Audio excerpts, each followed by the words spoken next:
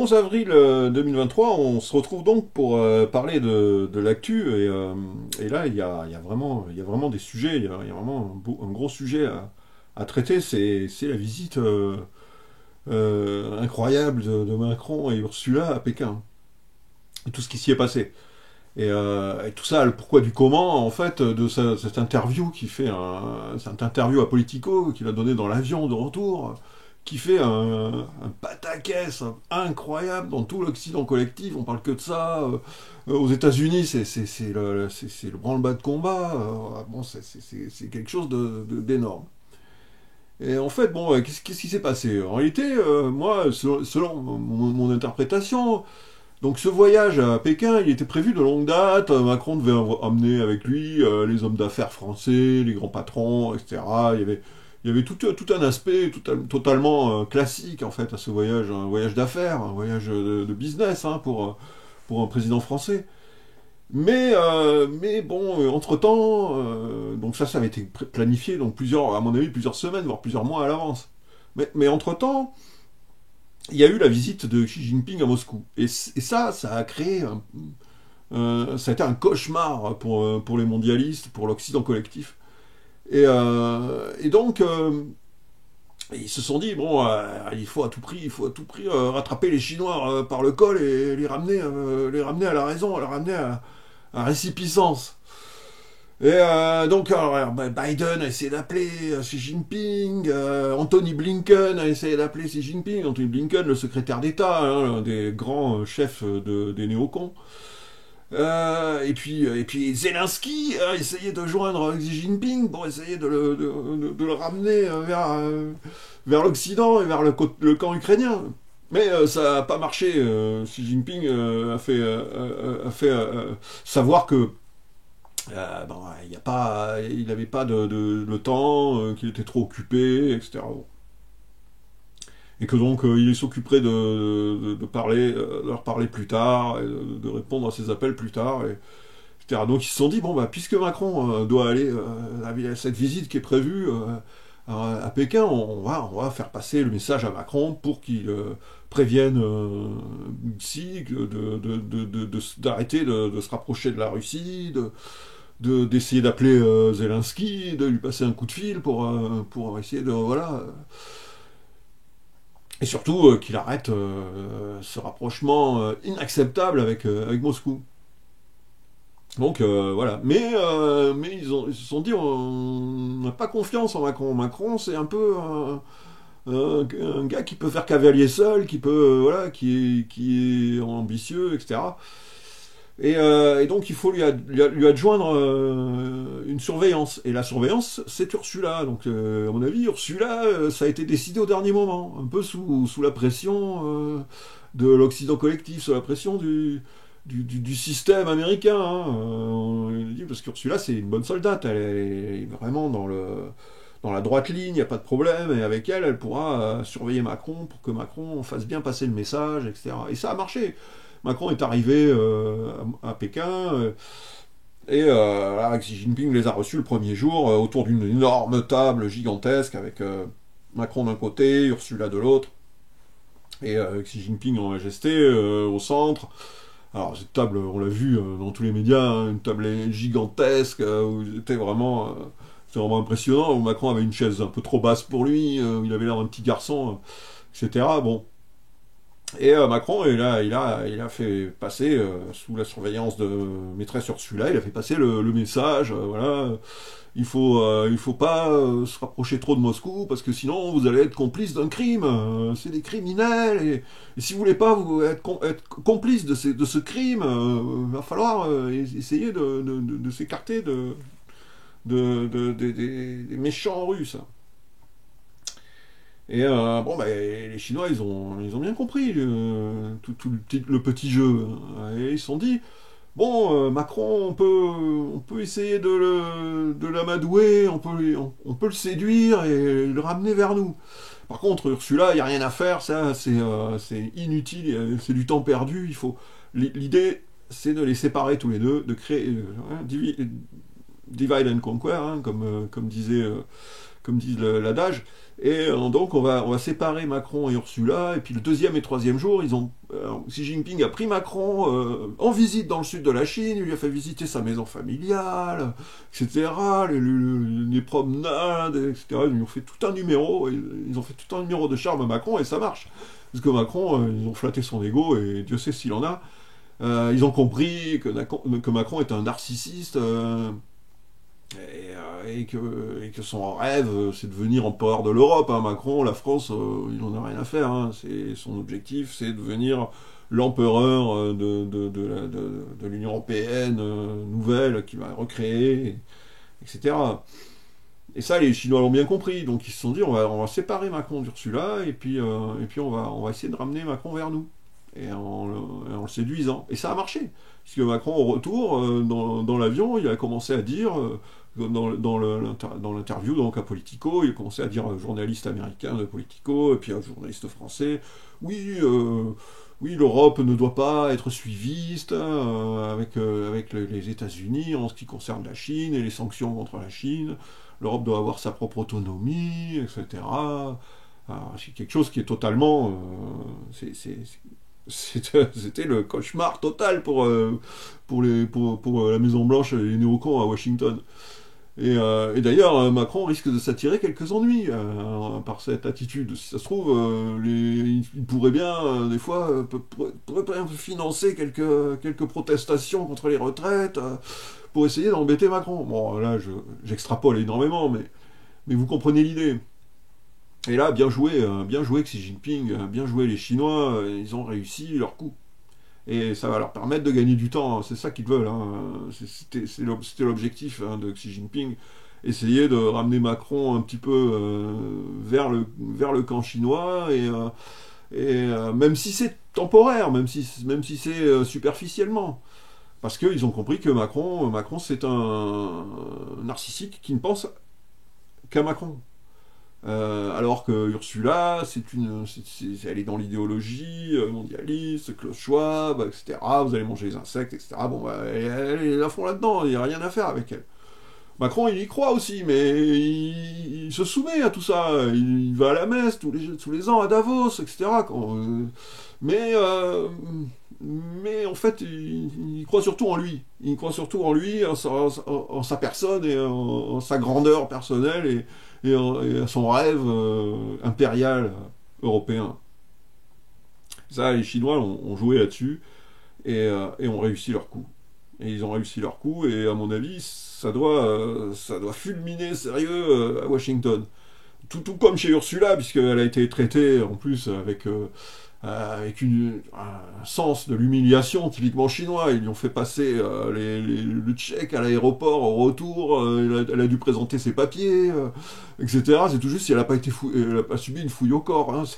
C'était vraiment une humiliation terrible pour elle. D'un côté, Macron est passé comme chef d'État, passé par le passage obligé, hein, le passage sans le moindre problème, alors qu'elle, on l'a fait passer comme une touriste, voilà, elle a dû montrer ses papiers, c'était vraiment énorme. Et donc voilà.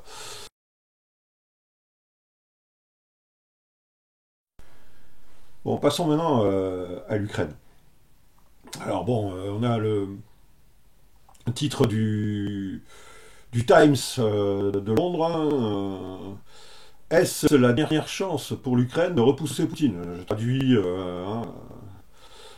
sommairement. Le moral est élevé parmi les troupes du président Zelensky, mais les troupes croissant sur le soutien occidental pourraient faire ou défaire son ouvrage de printemps. Bon, j'aime bien le titre. Hein. C'est la dernière chance pour l'Ukraine de repousser Poutine. Pas de repousser l'armée russe ou de repousser la Russie, hein, de repousser Poutine. C'est marrant. Bon, alors, voilà. Alors, on a un article donc, du Wall Street Journal selon lesquels donc, les missiles de défense aérienne ukrainiens s'épuiseront d'ici début mai même, selon le Wall Street Journal.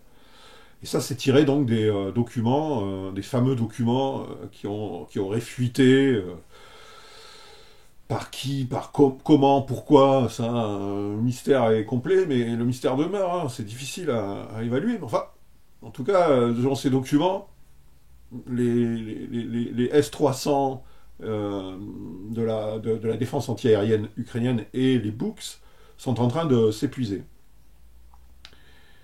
Alors, selon l'article, les forces de Kiev brûlent leur stock de l'époque soviétique, estime le Pentagone. L'Ukraine manquera de la plupart de ses missiles antiaériens d'ici mai, a rapporté lundi le Wall Street Journal, citant des sources classifiées du Pentagone divulguées sur les réseaux sociaux. Face à la perspective de la supériorité aérienne russe, Kiev demande depuis des mois plus de systèmes de défense aérien à l'Occident.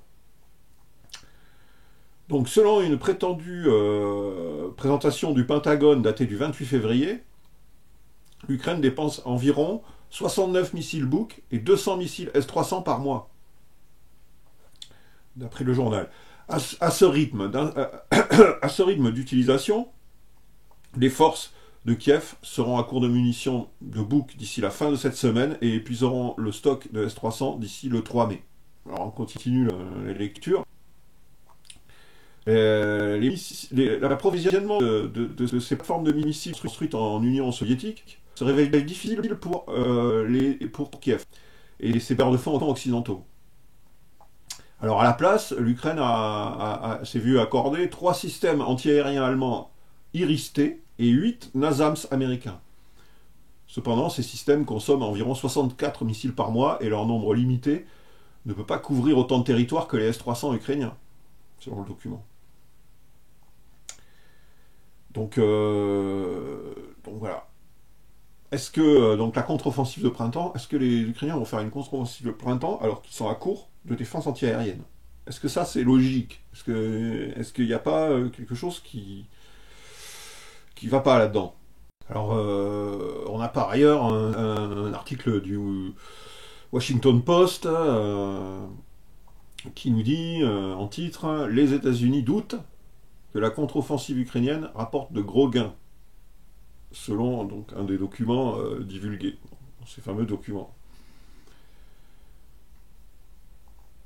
Alors, c'est une différence nette par rapport aux déclarations publiques de l'administration Biden sur la vitalité de l'armée ukrainienne, et il est susceptible d'enhardir les critiques appelant à des négociations pour mettre fin à la guerre. Oula, ça c'est le cauchemar hein, pour une partie de l'administration Biden, enfin du moins la partie la plus belliciste, les faucons, les néocons.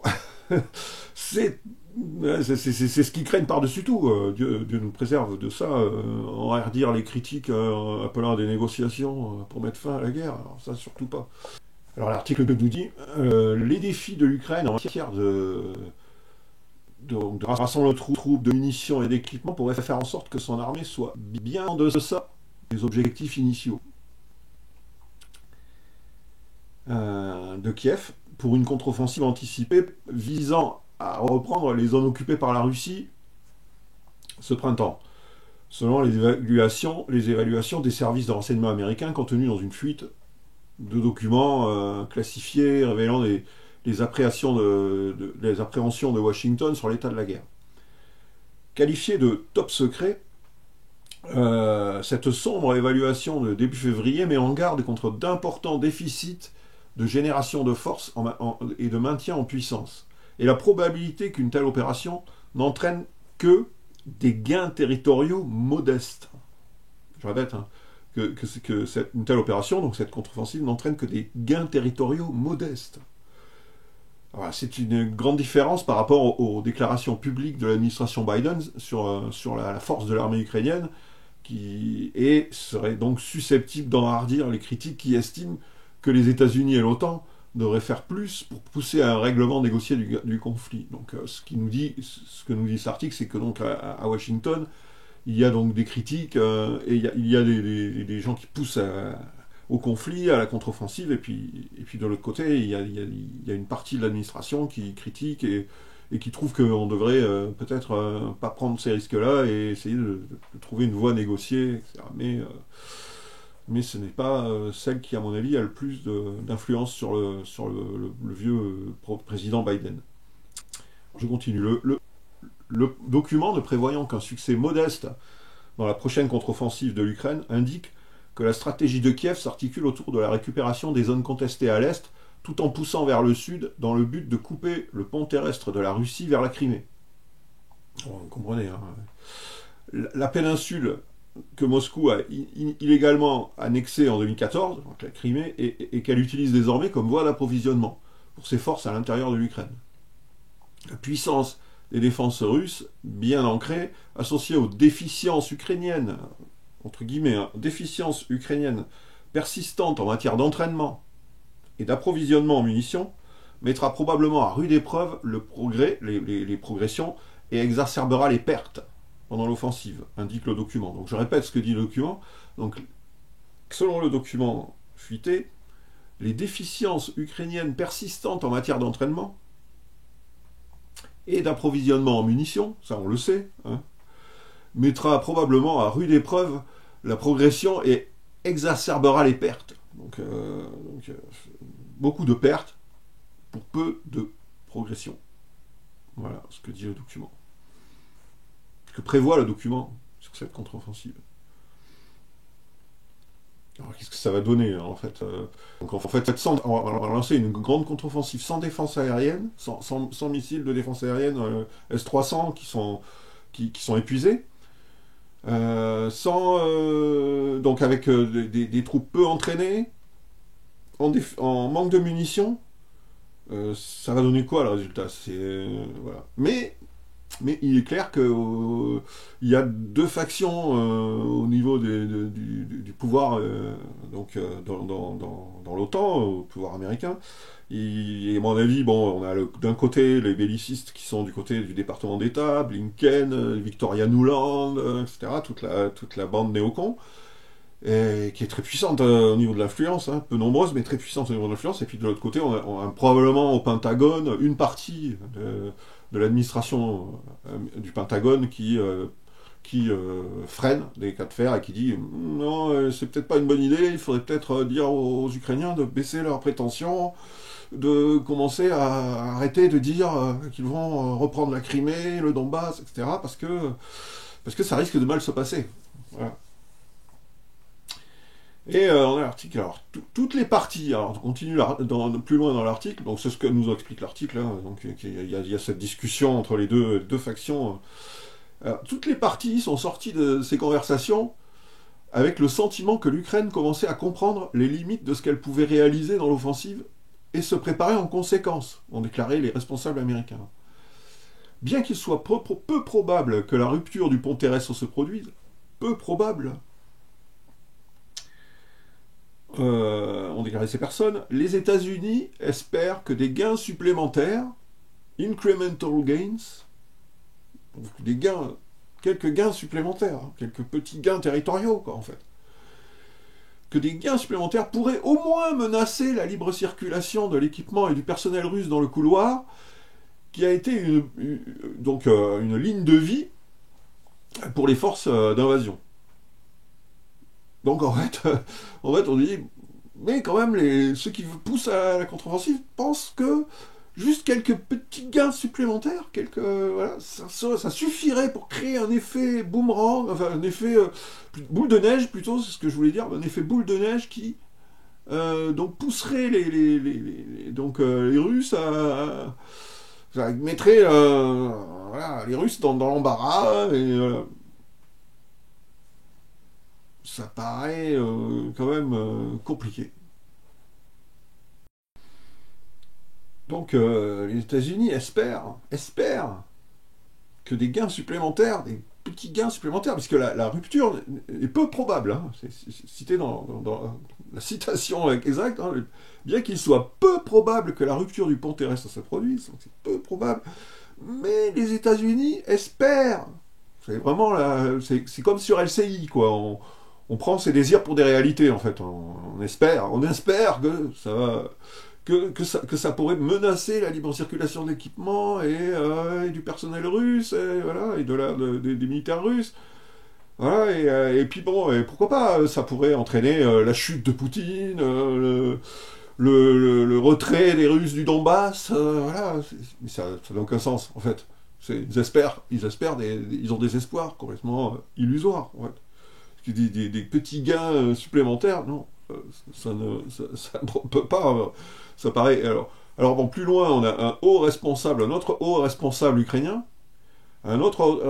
qui a déclaré que les documents divulgués ne compromettaient probablement pas la contre-offensive prévue. Donc, je cite donc le haut responsable ukrainien, entre guillemets, tout le monde sait que nous manquons de munitions. Le président et le ministre de la Défense en parlent ouvertement. Fermez les guillemets.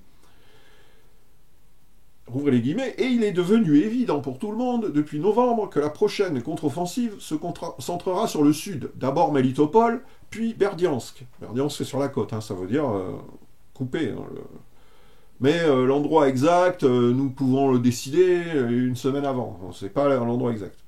Bon alors, peut-être que tout ça c'est de l'esbrouf, et peut-être que le projet c'est d'attaquer par le nord, hein, vers Belgorod. Hein. D'ailleurs, Prigojine dit que les Ukrainiens ont 200 000 hommes positionnés dans le nord du Donbass, prêts à monter à la frontière russe pour attaquer directement le territoire russe. Pourquoi pas? Mais sans défense aérienne, sans missiles de défense aérienne, que ce soit dans le nord, que ce soit dans le sud, qu'est-ce qu'elle va donner cette attaque? Voilà, on sait que dans le sud, il y a 50 000, 60 000 hommes qui ont été massés sur Zaporozhye, donc prêts à fondre donc, sur Melitopol et Berdiansk, comme le dit le responsable russe. Mais voilà, des hommes peu entraînés, en manque de munitions, et sans défense antiaérienne.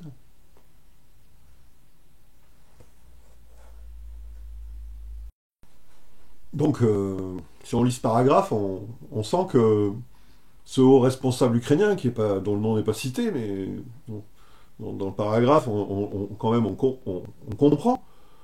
Quand il dit « tout le monde sait que nous manquons de munitions », on comprend qu'il n'est pas très confiant dans la réussite de cette contre-offensive en disant ça. Et que quelque part, il avertit que ça va pas être une partie de plaisir et que ça va être compliqué. Donc on va lancer une contre-offensive avec des troupes peu entraînées, manque de munitions, plus de défense antiaérienne suffisante, et on espère que ça va donner des résultats. Mais quelque part, on pourrait comprendre, il nous dit, il est devenu évident pour tout le monde que la prochaine contre-offensive se déroulera vers le sud, mais que nous pouvons changer. Alors, bon, on sent qu'ils sont un peu forcés, quoi. Ils ont derrière le département américain qui pousse, mais que eux-mêmes ne sont pas confiants, quoi. D'ailleurs, on a eu un autre responsable dont j'ai le nom qui m'échappe, mais qui a déclaré oui, mais la contre-offensive, elle a déjà commencé, elle a lieu tous les jours, voilà, bon, enfin, en gros, ne faites pas d'illusions, quoi. Donc voilà la situation, et voilà ce qu'il en est par rapport à ces documents donc, qui ont été fuités. Bon, est-ce qu'ils ont été fuités volontairement? Est-ce qu'il y a une intention derrière? Alors ça, c'est probable, hein, il n'y a pas de hasard dans tout ça. Moi mon idée, c'est que c'est la partie qui veut empêcher cette catastrophe annoncée, hein, cette contre-offensive vouée à l'échec. C'est la partie donc du Pentagone qui voudrait que les Ukrainiens donc, baissent leurs ambitions et aller vers une négociation quelque part, qui a fait fuiter ces documents pour essayer de contrer la volonté belliciste des néocons, qui, bon, bah, Victoria Nuland, elle est toute proche de son rêve, c'est-à-dire de mettre Poutine à bas, de faire tomber la Russie, de la balkaniser, de l'éclater. On en a déjà parlé dans d'autres vidéos. Donc là, son rêve est là, Victoria Nuland et toute sa bande. Et il est hors de question qu'ils lâchent l'affaire. Hein. Donc ils vont pousser. Et donc peut-être moi, j'interprète cette fuite comme étant un moyen hein, d'essayer de contrer cette folie. Alors, j'ai peut-être tort, hein, c'est une interprétation. Hein. Voilà les amis. Bon, écoutez, je pense que je vais pas allonger la vidéo excessivement. J'ai d'autres choses à dire, mais on en parlera dans une prochaine vidéo. Il y a tellement de choses à dire. Et je veux pas faire des vidéos trop longues qui durent 1 heure. C'est lourd et c'est pas très intéressant. Donc je vous dis merci. Je remercie mes soutiens. Je remercie Jean-Christian. Hein, je te redonne ton vrai prénom. Hein. Je me suis trompé bêtement dans la dernière vidéo. Alors Jean-Christian, merci à toi pour ton soutien. C'est vraiment, ça me va droit au cœur et ça me touche. Et bien sûr, François, mon ami Guéclin, qui me soutient toujours et sans qui ces vidéos n'existeraient pas. Hein. Sans vous, il n'y aurait pas ces vidéos, il y aurait même plus pas le blog. Je pense que c'est clair. Bon, donc merci à vous les gars et filles d'ailleurs, tout le monde. Merci à mes soutiens. Et puis on se retrouve bientôt. Voilà, si vous avez apprécié, bon, bah, vous pouvez toujours mettre un pouce, vous pouvez voilà, me soutenir. Donc tout ça, c'est en dessous de la vidéo. Vous pouvez suivre le blog pour avoir toute l'actu sur le front. Vous pouvez suivre le blog Veille Stratégique, le site Veille Stratégique de mon ami Sylvain Ferreira. Vous pouvez suivre aussi le compte Twitter de mon ami Jacques Frère, qui sont vraiment tous les deux, ces deux sources qui sont vraiment excellentes, où on peut vraiment comprendre tout ce qui se passe au jour le jour. Donc je vous les conseille vivement. Le blog Noir de Brocéliande, mon propre blog, pour avoir des vidéos, quelques articles, etc. Et puis je vous dis bonjour chez vous.